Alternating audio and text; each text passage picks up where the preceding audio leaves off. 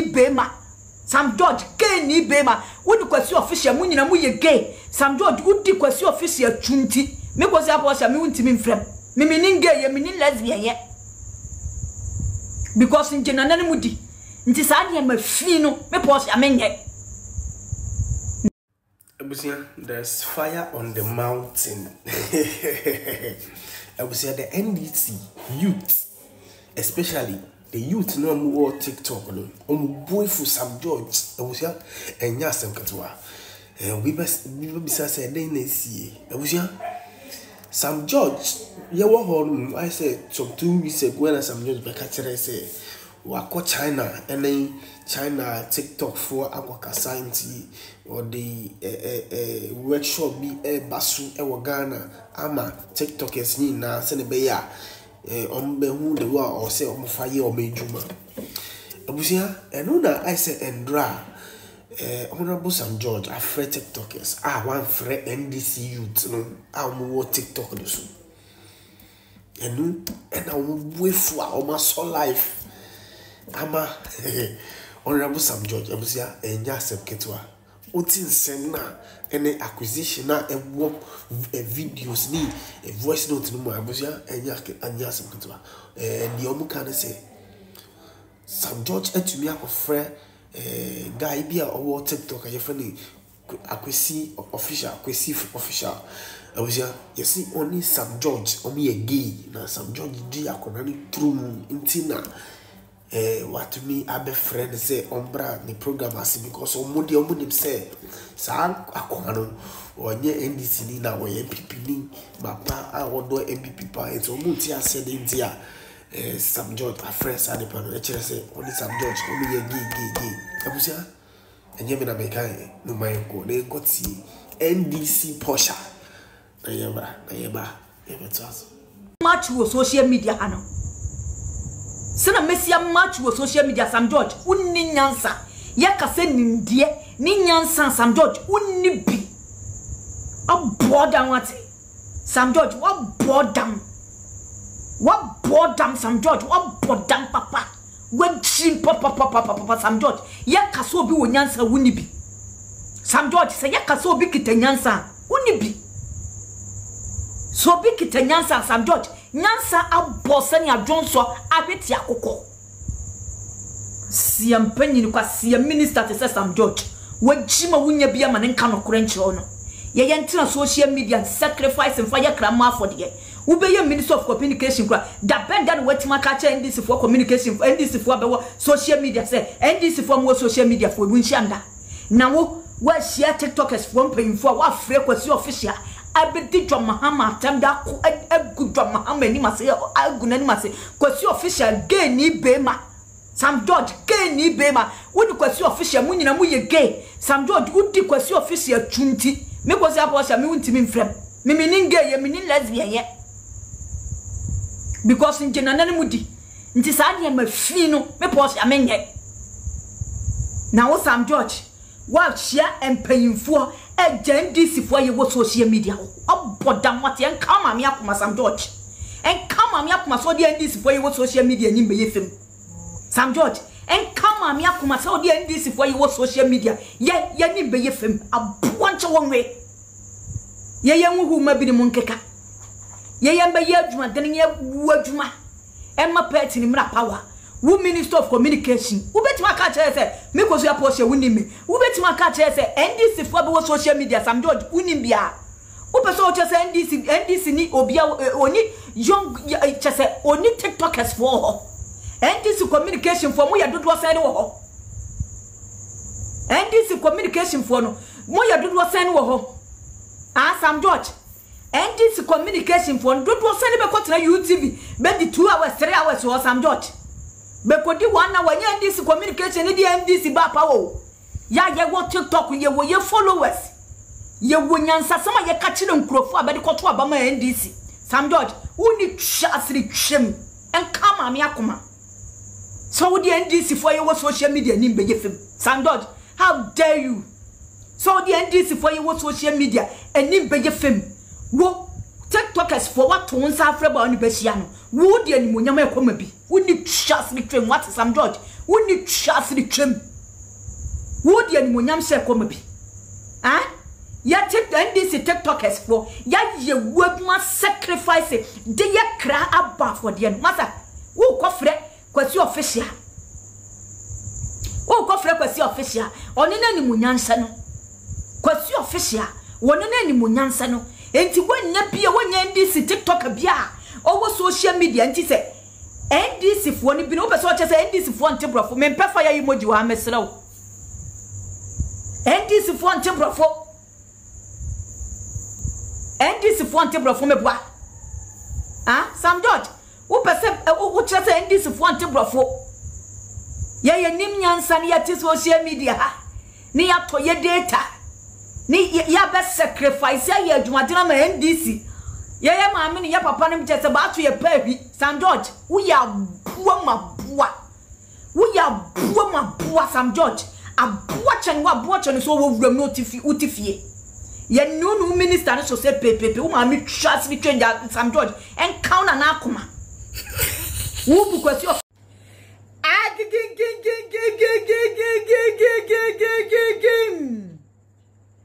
Abusia for me in Ghana for about follow page no by like page no. Monsieur Minister of Communication, Mama Sam George. Sam George. O ka se quotal so ni yatudomo wo Sam George. O ka se quotal so ni yatudomo wo Sam George. O ka se nyansa ni se wakosuku. Nu kita certificate akese. Nu kita degree akese ni na wo party abapawa ni ba ma minister Sam George wona na anu ne TikTokers fo what to ben sa freba wo ne ba hiem ni wantima frɛ NDC TikTok bia ntima ma na mbetena mpi na Sam George embesembu saw say wonim say media na yewom no Unim say o NDC fo wa TikTokers fo ana social media na ye won Sam George unim NDC ni bi o social media Sam George wa NDC fo ye wo social media ye du ho ya papa Sam George wa mi ko fia post ma du ho ya ne Sam George mpesa nka cho se sa wuni nyansa se wunim nyansa enkasa ne o si to nsa frɛ TikTokers fo no ba TikTok ye be de se bentu ya Ghana fo kana won kura dwene no nkura dwene sa akura mo na dwene wutim frɛ nkurofo akwasi official ne baba keka ba sabi betima kasati John Dramani Mahama edi John Mahama atem egu John Mahama hufi ne wo Sam George wetima to ben won sa frɛ be MPP fo no abe wo social media be wo TikTok wonom no no what to onsa up to one sa frebe ama be ne TikTokers for mpayifo na kocha Sam George wo frɛ MPP ni bi o TikTok ama na kocha wo TikTokers for na what to onsa frebe Sam George uni nyansa pefie nyansa se panyini no fia pie kwa abonten ko pebi panyini fa ye wabusia panyini Sam George wunza uni nyansa nti wunza obia no suo hu se wuni nyansa wonyuma na wo kasa na wonyuma chese niema wo beye ne bia ye hu se wunya nyansa ni NDC ni bia nka mi kwasi apostle Sam George I put to you se wunya nyansa ni da enu minister ni na Sam George enu minister na wo ye eni sa wo minister na da so Sam George wuni nyansa se wuni nyansa obia timatina social media akasetia John Dramani Mahama da se wu shia TikTokers mpanyimfo abefri akwantu ma aba oman Ghana obi adi John Mahama tenda obi akasati NDC da obi onu ye gani kwasi official wo tinto nsa friend mani behia TikTokers fo mpanyimfo tese Sam George ya ye wo social media no NDC fo mu ye ni yenye bia mamo bet NDC fo mpanyimfo mu hu se ebeto da munyi hu se sanya boadua anka na ntwe tu na nka konfo nsem Sam George woni NDC fo mpanyimfo bi no ma ye mo style party ni ba pa wan NDC fo ya ye wo social media bebre ajai videos ye me because you post on social media anteno me madwuma ne say me social media adwuma madwuma ne say make videos a building page me building page anya NDC me building page my NDC but e beto da no na mu hia ni pase be di panyini bi atam be gu panyini ni ho fi wo be hia ni pase ni pambe defend panyini no mpanyimfo no mu nkrofo a modi batwa mu ho ahia ba mu panyuma ma be mu abusiafo ne mo yira ne mo mma ne ma muni ba mu ne be mu de mu sa benku ni fedi dia ye enkrofo ma ya ye wu adwuma aye campaign 5 years munie ene madane mo chia ma ye te se ne muni nye mu panyuma ma nkrofo na abua kokosachi ode ne kwase panyini nche Sam George winim NDC ni bia o social media ni NDC ni bia o TikTok na NDC ni baba power NDC ni baba power Sam George enya NDC communication ni ma NDC ba power o enya NDC na ya Ghana for attractive o masa na MPP fo ho afunu Ghana fo na sanya yesi tijina ye wo social media obi a woni followers wo social media wo ye followers ni nkrofo ye kansenche ba betie no ni beji ye nu nkasa tu nkoto abama John Dramani Mahamo me kai se mu dem Sam George hu nyansa bi be ka kire NDC fo ye wo social media se ye nsi fam ye mfiri social media ni ye nkwa grounds na sam time ni dia Sam George wuti nkwa ka kire ba be ufre be na anu MPP fo se be nsi fam ni be nkwa grounds nkwa ye campaign Sam George wuni nyansa nya sa issue ye man kasa mi ni so wuni nyansa sa wako school no nche so wuni nyansa wuntimi betena ministries wo embe ka nche so ye minister ntimi go so apostle manim me hu yo bre no niema wo beye no uni nyansa wo fema me go so apostle manim unyansa wo fema nhia wa hu Sam George unyansa wo fem se wo start ye sua nyansa ami se wo ye gay because kwasi official etima be di John Dramani Mahama attenda obi onu ye gay ni dini wo gay record book Sam George ye wo position to wani tasi gay for so e ba ni se kwasi official ye gay Sam George na de TikTokers for pay for what on sa be se be tua Ghana for ka went my friend this TikTok bia went my friend this ni bi on social media Sam George Minister of Communication wo friend people ni onu ye gay e di John Dramani Mahama tam Sam George enka wakoma what it ha wo dia montina tira mo office woni mu nidi ne montina se e we NDC ni pan na se NDC fo na be wo social media me ka kire o bia fo ne ho adwene betu wo be di bani ehwem enya wadwene se kwan a ye fo aso ye ne 2024 yi we NDC panyini bia ye Ghana mampanyini twani yes ni wia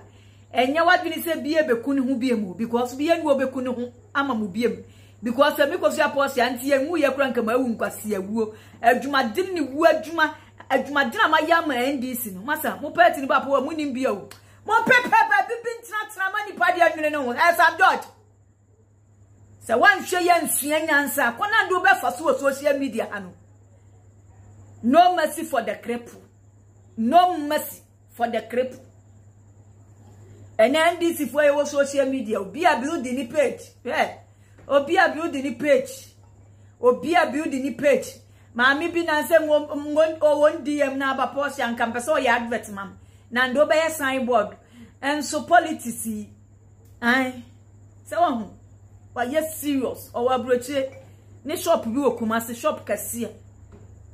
o ti ase enti NDC fo ampa ifo kwana mafa so mu treat social media for mu hweye mo dan mo chise mu ni nya e beto da no se na e besi adan mu ya chidi ama mu be egu mu ho fia obi anu obe defend o da once na ya ba power data boarding pa data boarding Sam George data boy ya den wonya se resafo bi beka wo wonya adwuma bia Sam George uye dwe ukura wani nsadwe Sam George uye dwe ya homaso first betwia wo ka no ni bentwia NDC TikTok bia ka wo enso hu nyansa team beka se yensi fem nkoye campaign yesi fem ye dan de party na ba power wo shot ayi ba TikTok ye ba dia be free akwantu ma ba na de wanti man friend NDC TikTok bia Sam George woni nyansa sua nyansa usewura ma bua buku ni pata se wo Sam George wo dun se wa vie tese ba wo to won sa frebe no be ne be ye ni pattern ya sacrificing ye adwuma de ma party we NDC ni panyina bo tan mudre na John Dramani Mahama de na ye de ensa to samana duanim ye pe o ye mpo ye bedi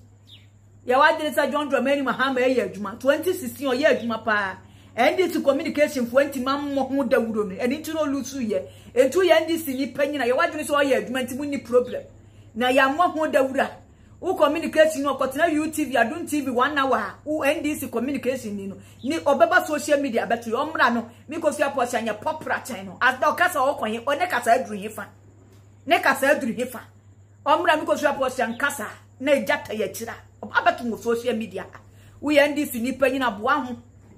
ba mu panyuma ma be mo boa be no mo nche be kona be fa so ye videos mo nche be kona be fa so ye campaign mo nche be kona bebe gum ho fi wo social media ne so a bebe defend mo na nya saade ya mo de mo nsa be gumuti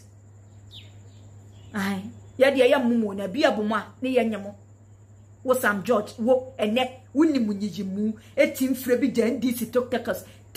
TikTokers for ya ye wo media Sam George be so cheso nim kosi aposia woni sa twe wunyansa dodo be dwan Sam George geni minister uye geni Sam George uye geni kasia pa unye geni a nka kwasi official wuntini mokosi ataf unintini ni mokosi ataf intafre Sam George uye geni papa ni ya uso ye minister of communication unyine NDC youth NDC mabra yo social media ho Sam George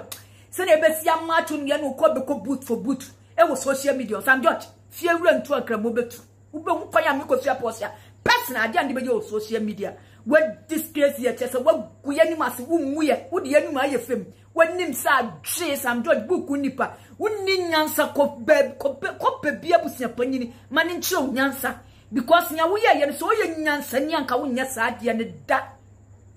ye wo school nyansa ni ye wo fie nyansa ya Sam George emre na du se ko pe fie nyansa se bantiti ya ko pe fie nyansa o pe se wo nchire sen chese ye nkrofo ma ye ni nyansa ye nyama busiafo ye ni nyansa ye yemmoa masa Sam George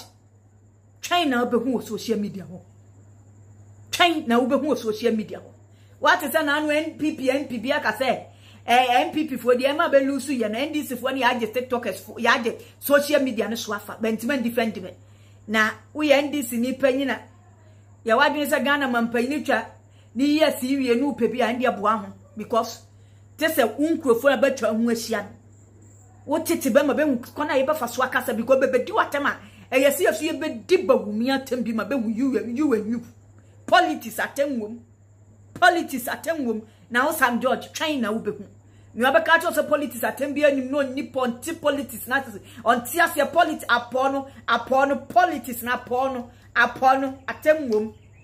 politics atemwom enti wo Sam George you very careful so nyansa Ghana mampani John Dramani Mahama kasa kire Sam George ogu wani mase ye dia mininse woni hu hwe pesa wo ma wo ba ko fia post amatina social media good 5 years ni aya adwuma ma NDC na Sam George na no ko sia TikTokers mpanyinfo se membetua Ghana fo ka no entima friend this ni bia ama ye nhia ni bi akọ friend pipi ni abranti abe friend kwasi official di watenda cassette ya oye geni na nsa Sam George ye geni nti sa anya baba bi na afrebe Sam George we are papa Sam George what chimam na be nkona do be fa so social media me so ye nyam krutu duma ye nyam wuaduma na binim beti hwam de masa monkey de we gbagu the chop wo social media do nyame ensi Sam George bua ho pass na mesia matro no wa ma hu se wuni nyansa nka wo nya de ye e ba ne se ya no ni se wo social media wo ka che se free social media nko grants wo be ye communication minister kwa e so oba nka be gada nipa masa ye wo social media de ni ahwemu panyimfo ye de ni ahwe bia suban e be duru 2028 no wunti metutu anu ma hu bu se ye se de ba abo ani ye be ka bia su ne ban e wo social media a kire Ghana fo Sam George uni nyansa suye nyansa uti nkofre kwasi official no di Ghana mampanyina tenda ejaba wumi a wadi John Mahama tenda wa boda uni nyansa minister Sir John Dramani Mahama be ye aduma wukura no gunani mase wo so no wonya hwe eno ba ye osoro wusu di osoro wusu nya bi data boa ye de wo ba ye data boa ye de NDC ni pa ni be ne check se nkura ya wo social media bi ato data nkura be se be wo phone se be mo check sa masa party ni ba pa mo ne mo yire ne mo mani adidi o mo nwini bia ho muti medene ye be match mo social media ho ne ka me kire wo Sam George dina ye na bo nkwan ya do be fa so